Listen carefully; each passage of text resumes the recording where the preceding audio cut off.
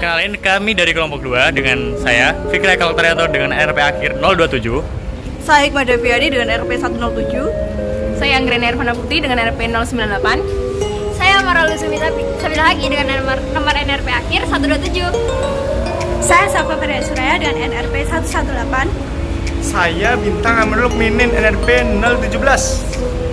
Dan saya Nadifa Permatasari dengan NRP 108. Perkenalkan, saya Arinah Marani Saputri NRP 088. Perkenalkan, nama saya Monika Putri Natalia dengan NRP 20432210023. Oke, next kita ikutin keseruan kita di Museum 10 November.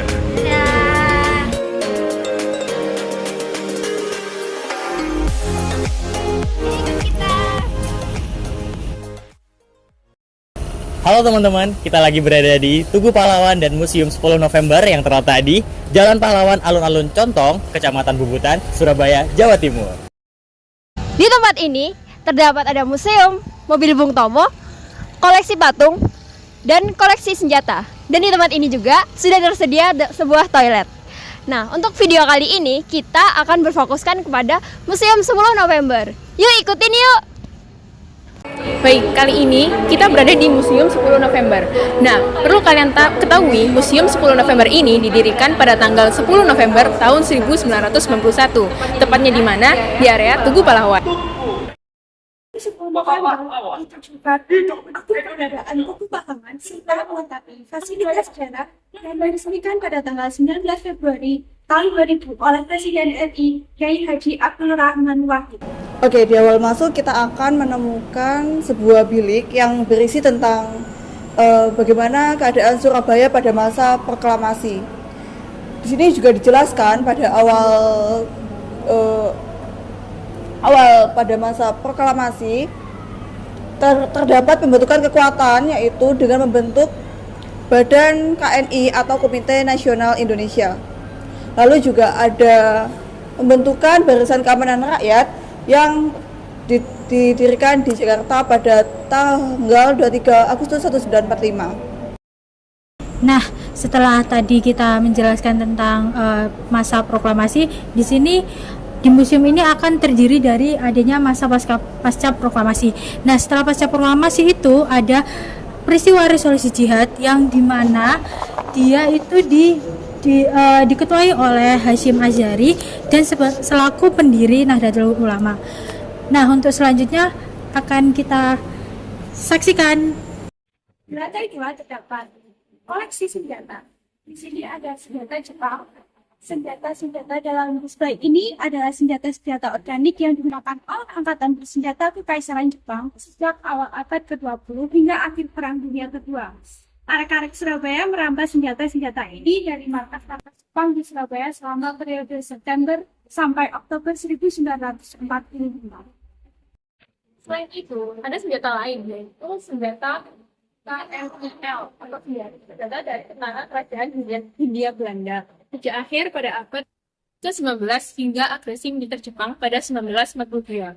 Senjata ini kemudian digunakan Jepang untuk mensenjatai organisasi militer bentukan Jepang selama masa pendudukan Surabaya merampas senjata-senjata ini dari markas Jepang di Surabaya pada September sampai Oktober. Berikut adalah dokumentasi dari sejarah 10 November 1945. Yang di atas adalah foto serangan udara tentara dan yang di bawahnya adalah dokumentasi dari 1.400 pasukan Inggris yang mati akibat pertempuran 10 November.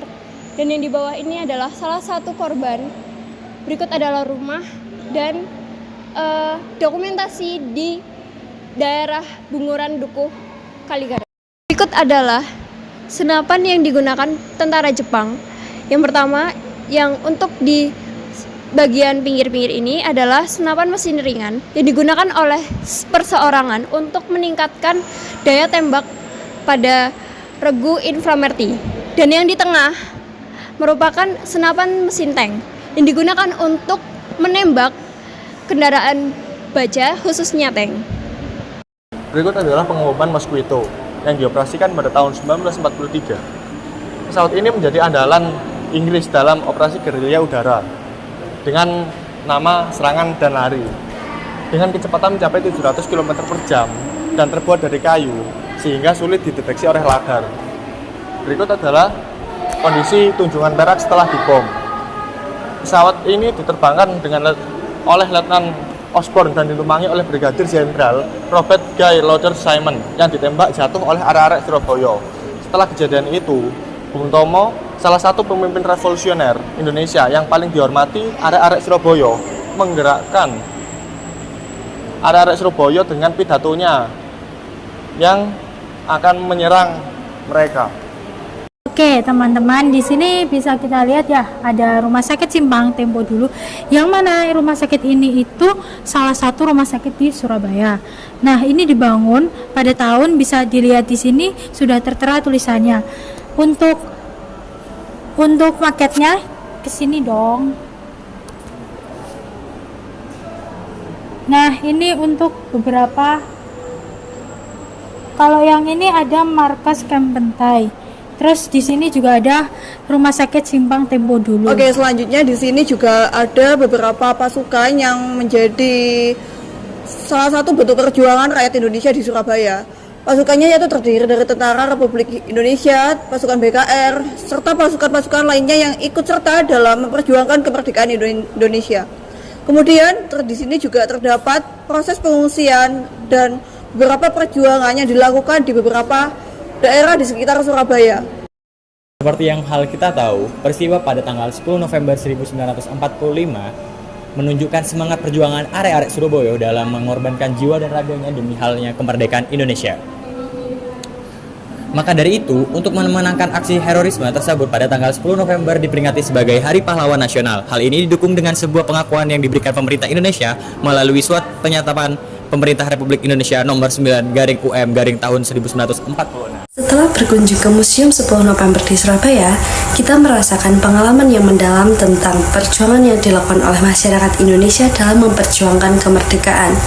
Melalui berbagai artefak bersejarah, foto dokumenter, dan pameran yang informatif, kita dibawa dalam perjalanan waktu yang menggambarkan peristiwa-peristiwa yang penting terjadi pada tanggal 10 November 1945 di Surabaya.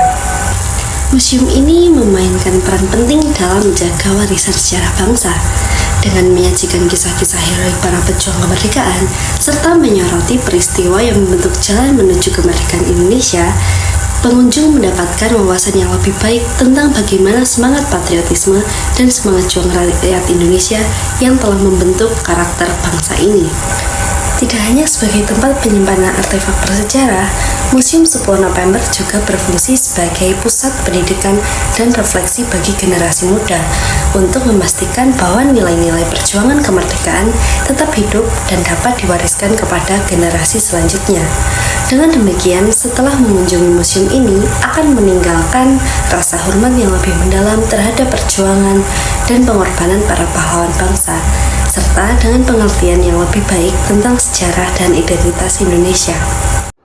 Itulah penjelasan mengenai hal-hal yang ada di Museum 10 November. Dari setiap sudut-sudut museum telah kita dengarkan berbagai informasi yang ada sehingga kita pun bisa merasakan bagaimana perjuangan pada kondisi saat itu. Kita juga dapat melihat jejak-jejak pertempuran yang ada melalui setiap benda yang diperlihatkan. Dari senjata hingga pakaian, foto hingga dokumen, semuanya bercerita tentang keberanian, pengorbanan, kegigihan para pejuang yang telah rela berkorban nyawa demi harga diri bangsa dan juga demi kemerdekaan yang telah kita nikmati saat ini. Museum ini juga mengingatkan kita akan pentingnya mempertahankan nilai-nilai kemerdekaan yang telah diperjuangkan. Di tengah arus globalisasi dan modernisasi, kita sebagai generasi muda bangsa Indonesia harus tetap mengakar pada nilai-nilai luhur bangsa ini. Kita harus terus berjuang untuk menjaga keutuhan NKRI, menjaga keberagaman budaya, dan menjaga persatuan bangsa. Selain itu, marilah kita untuk terus menggali makna dari sejarah-sejarah yang ada, agar kita tidak mudah terbawa arus zaman yang terkadang membuat kita lupa akan nilai-nilai kebangsaan. Jadikan semangat para pejuang sebagai pendorong untuk berjuang membangun bangsa ini menuju masa depan yang lebih baik.